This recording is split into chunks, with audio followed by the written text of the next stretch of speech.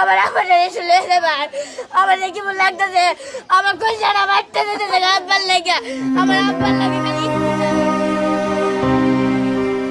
ইফতারের ঠিক আগ মুহূর্ত প্রবাসীর ব্যস্ত দিন শেষ করে হয়তো ইফতারের প্রস্তুতি নিচ্ছিলেন কিশোরগঞ্জের বাচ্চু মিয়া। ঠিক সেই মুহূর্তে ঘটে গেল ভয়াবহ দুর্ঘটনা। সৌদি আরবের আল কারিজ শহরের একটি শ্রমিক ক্যাম্পে মিসাইল বিস্ফোরণে প্রাণ হারালেন তিনি।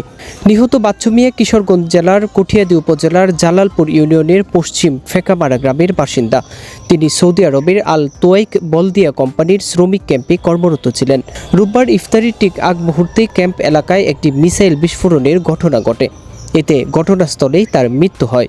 দূর প্রবাসে কর্মরত বাচ্চু মিয়া ছিলেন পরিবারের একমাত্র উপার্জনক্ষম ব্যক্তি। তার আয়ে চলত পুরো পরিবার। 2 কন্যা সন্তানের জনক বাচ্চু মিয়া বড় মেয়ে মানসিক প্রতিবন্ধী।